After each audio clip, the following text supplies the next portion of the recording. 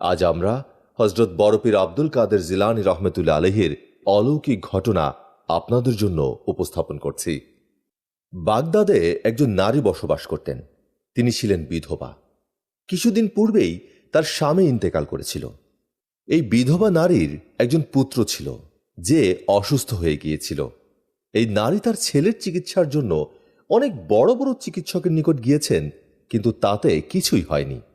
এতে করে তিনি খুব পেরেশান অবস্থার মধ্যে পড়ে যান, কারণ তার ছেলের অবস্থা দিন দিন খারাপ থেকে খারাপ হচ্ছিল।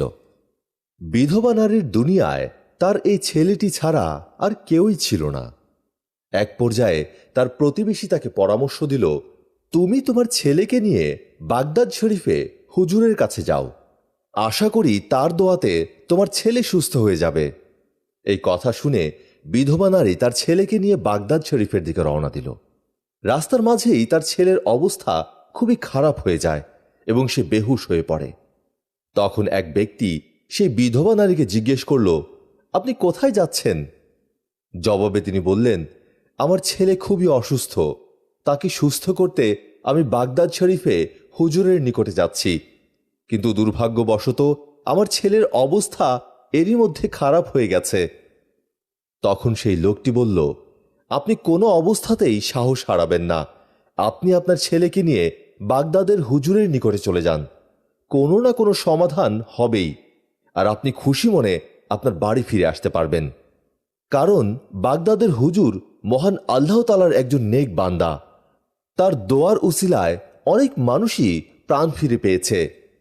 তারপর সেই বিধবা নারী তার ছেলেকে নিয়ে বাগদাদে পৌঁছায়।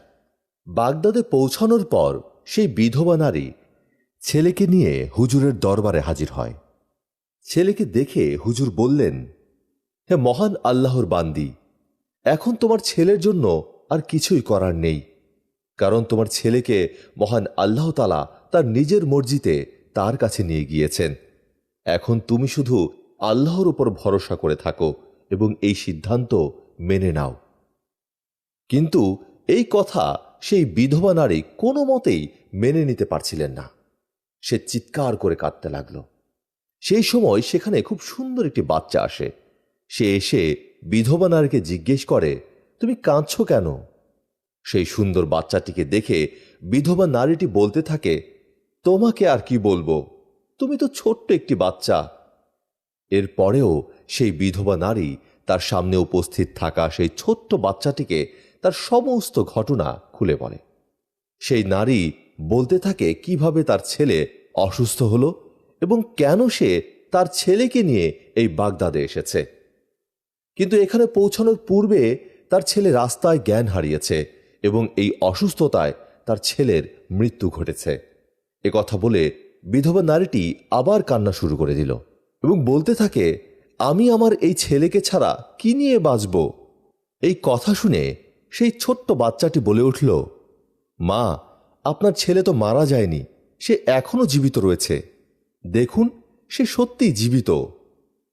বাচ্চাটির কথা শুনে বিধবা মহিলাটি আবার তার ছেলের দিকে ভালো করে তাকালেন এবং সে তাকিয়ে দেখতে পেল তার ছেলের শ্বাস চলছে এবং তার ছেলে ধীরে ধীরে হাত পা নাড়াচ্ছিল। তখনই সেই বিধবা নারী অবাক হয়ে সুন্দর বাচ্চাটিকে জিজ্ঞেস করল, আমার মৃত পুত্র কিভাবে জীবিত হলো? কারণ সে তো আমার সামনে প্রাণ ত্যাগ করেছিল। এটা কিভাবে সম্ভব? নাকি আমার পুত্র শুধুমাত্র অসুখের কারণে বেহুশ অবস্থায় ছিল তখন? সুন্দর বাচ্চাটি জবাব দিল, মহান আল্লাহর হুকুমে আপনার পুত্র আবার জীবিত হয়েছে। আপনার ছেলে অসুখের কারণে বেহুশ হয়নি, বরং সে এই দুনিয়া থেকে বিদায় নিয়েছিল। আপনার কষ্ট আমার আর সহ্য হয়নি, তাই আমি আল্লাহর কাছে দোয়া করেছি, বলেছি, আল্লাহ, আপনি এই দুঃখিনী মায়ের কষ্টকে লাঘব করে দিন এবং আপনি তার কলিজাকে ঠান্ডা করে দিন। এই বিধবা নারী তার পুত্রের মৃত্যুকে কোনোভাবেই মানতে পারছেন না। আপনি তাকে খুশি করে দিন। আপনি সব কিছু করতে পারেন, আপনার জন্য কোনো কিছুই অসম্ভব নয়। আপনি চাইলে সব হতে পারে। দোয়ার উসিলায় মানুষের তাকদীর পর্যন্ত বদলে যায়, আর আপনি তো সকল ক্ষমতার মালিক। আপনি চাইলে তার সমস্ত শক্তি ফিরিয়ে দিতে পারবেন। আপনি এই ছেলেকে পুনরায় হায়াত দিন। আমি এভাবেই মহান আল্লাহর কাছে দোয়া করেছি এবং মহান আল্লাহ তাআলা আমার দোয়া কবুল করেছেন। এখন আপনার পুত্র আপনার নিকট সহি সালামত অবস্থায় রয়েছে।